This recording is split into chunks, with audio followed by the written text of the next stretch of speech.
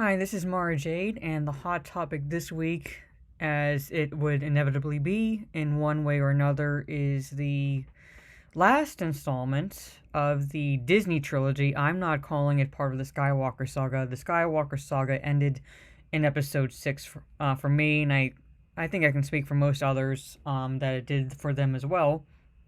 This is the last installment of their trilogy, and I found this article on the wrap.com, and the title is Star Wars The Rise of Skywalker Underwhelms Critics as Convoluted and Safe Finale. Not exactly something you want, or not the words you want associated at all with the last film, the wrap up of a trilogy that's supposed to be of epic proportions. It's not supposed to be safe, it's not supposed to be convoluted, it's supposed to neatly wrap up everything that came before it. But anyway, let's go real fast into this article. It's by a Brian Welk, and I guess he did a review for it as well. I haven't read the reviews. I'm not really going to because I don't care too much about it. But I am going to point out the critic score on Rotten Tomatoes after I go through this article. But anyway, critics are underwhelmed with Star Wars The Rise of Skywalker, saddling the finale to one of the biggest franchises of all time with just a 56% on Rotten Tomatoes. They called the film a safe, sour, or even convoluted end to the Skywalker saga. Again, I'm not calling it that. It's still early and the score could change. I imagine because Rotten Tomatoes is pretty much bought by Disney, that probably will crawl up to at least in the 60s, possibly in the 70s, so it's around the same as where Solo ended up. But the review embargo for the film broke just after midnight on Wednesday, and with 119 critics reporting, this is at the time this article was written, there's more that came out, the current score places it below not just the previous Star Wars films, The Last Jedi and The Force Awakens, but even behind Solo and Rogue One, though it's just ahead of Episode 1, The Phantom Menace, which has just a 53% score. Okay. Phantom Menace is still better than these movies. Rest assured that there is nothing in this final Star Wars that would prompt the eye rolls or the snickers of episodes 1 through 3. I disagree on that because I know the spoilers. I'm not going to go into them, but they do make eyes roll. Abrams is too savvy a studio player for those kinds of shenanigans. He's a hack. He has no creative bone in his body whatsoever. He games the system.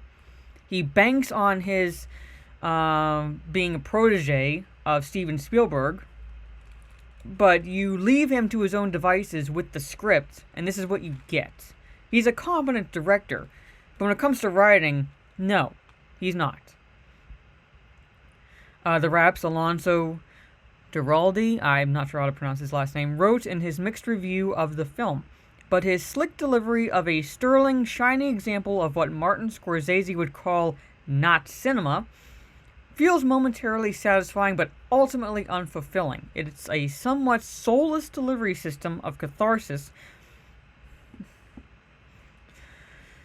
But Disney and Abrams are banking on the delivery itself to be enough. No, not when it comes to Star Wars. The delivery should not be enough. The storytelling needs to be there. The characters need to be there.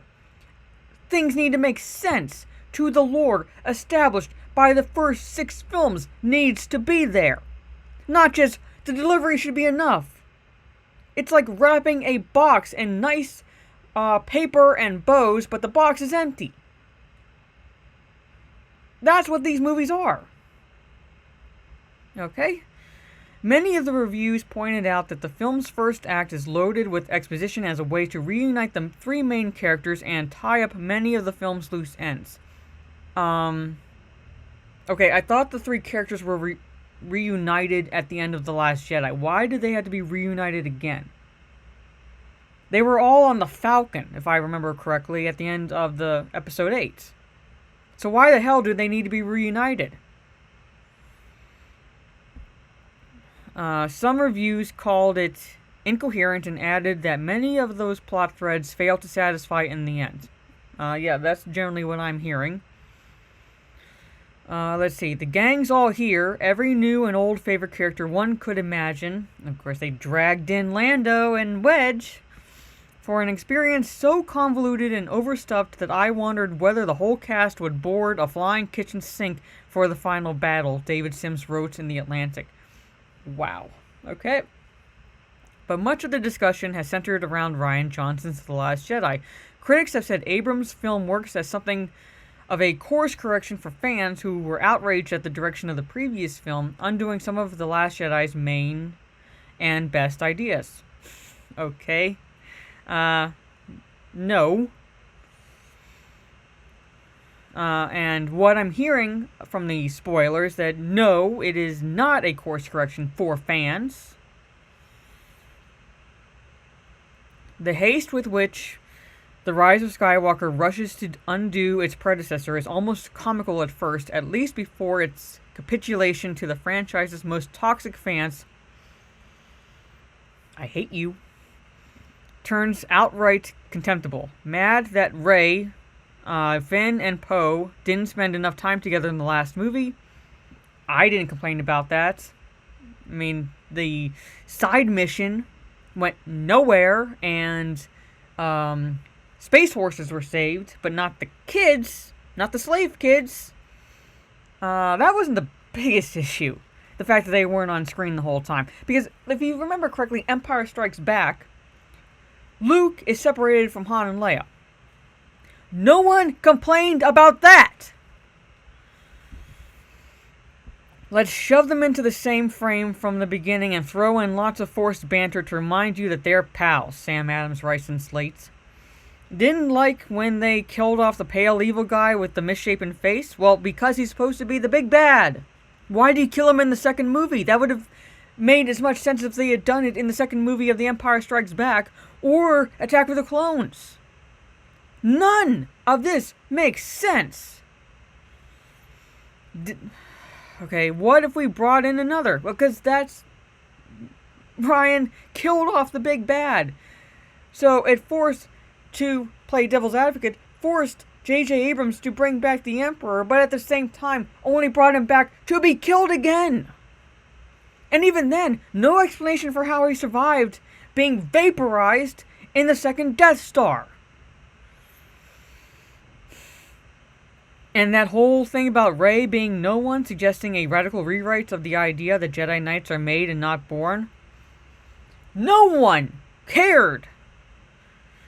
People know, anyone who's been a fan of Star Wars knows that a connection to the Force is not exclusive to the Skywalker family.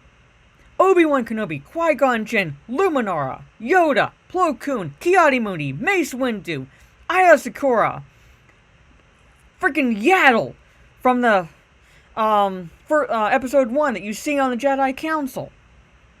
Adi Gallia, let's see, the dark side users, Maul, Revan, Bane, Malgus, Malak, let's see, other Jedi, Satele Shan, Bastille Shan. All of them, no ties to the Skywalkers. So we know Jedis can come from anywhere. But not anyone can be a Jedi. That's the point. Well, you'll have to see what happens there for yourself. I know what happens, and it's stupid as all hell. And it takes away from Anakin's redemption. And it takes away from the Skywalker legacy. And anyone who knows the spoilers knows what I'm talking about. He's made what feels sometimes like a glorified apology for his successor's choices. A.A. Dowd says of Abrams and the AV Club, I doubt that very seriously. He might be retconning some things in the movie, but for the most part, it's not a glorified apology. Remember in Last Jedi when Fallen Son Kylo Ren smashed his Vader-esque helmet to bits as a symbolic rejection of the past? It takes him all of 15 minutes to weld it back together.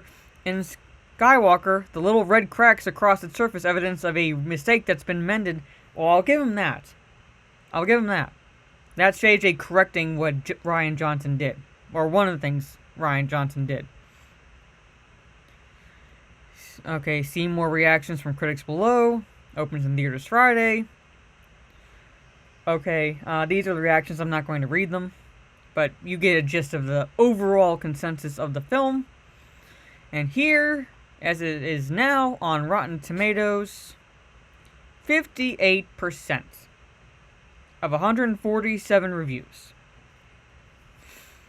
Now, my thoughts are, this will most likely, because Rotten Tomatoes is bought, be bumped up to, let's say the 60s to 70s, as I said before, around where Solo made. I think that Disney will be satisfied with that, as long as it's not rotten as it stands now. As long as it's given up fresh, I think that's all Disney will care about now. But at the same time, this is supposed to be the wrap-up of the entire saga, and it's at 58%. Critics are divided. Spoilers have been leaked for a while now, months even, and now have been revealed to be true. So anyone with even a modest amount of curiosity to see what this movie is like, to see if those spoilers were true, are not going to see this movie now. Or at least most are not going to see this movie. Let's see. I think the my projection would probably be around the $200 million range for the opening weekend. I could be wrong. I think for the most part, those who are going to see it are going to be the brand loyalists, the YouTube movie reviewers who are seeing it so they can give a review for their subscribers, and those out of morbid curiosity to see how bad of a train wreck this movie is. I think that's going to add to the box office for the weekend, for this first weekend. However, I'm anticipating, because of the reactions to the leaks and the fact that they've been revealed to be true, there's going to be a sharp drop-off from week 1 to week 2. I don't foresee it to be doing as well overseas as the first 2 movies in this trilogy did. For one thing, because China, for the most part, doesn't care as much about Star Wars as it does Marvel, the MCU. You saw that with The Last Jedi and Solo, how it basically, at least with Solo, was out of theaters in 2 weeks in China, and that's not good, because it's supposed to be the biggest markets. Normies cannot carry this movie.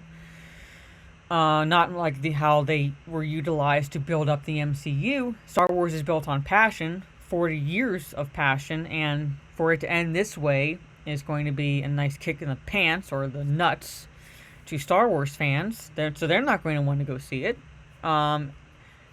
People with kids aren't buying the toys. So if kids don't want to go see the movie, parents are not going to take them. So that's out. My guesstimate for overall box office, and as I said, I could be wrong, and I'm going to wait until the second weekend to see if I'm accurate or not, is anywhere from $800 million to $1 billion. I think it's going to claw its way to the $1 billion mark, because there's no way Disney's going to let this movie be a failure. No way in shape or form. Whatever they have to do, whatever stops they have to pull, they are going to do it. But anyway, that is what I wanted to talk about, that article, and where the critic score is on Rotten Tomatoes now. If you like this video, please give it a thumbs up, subscribe, share it if you want to. Let me know what you think in the comments below. Are you going to see this movie? Are you not going to see this movie? I personally am not going to see this movie. It's your choice whether or not you want to do it. My wallet is shut, at least to this movie. I'm either going to see Jumanji 3 again, which I think is a pretty solid sequel to the Jumanji Welcome to the Jungle movie, and or Cats this weekend. I'm saving 1917. I do want to see that movie. I'm saving it for after Christmas, for when I can finally relax and see what looks to be an epic movie unlike this. So until then, I will be coming back with more videos, most likely about this, because this is the hot topic this week, and I will catch you on the dark side then. See ya!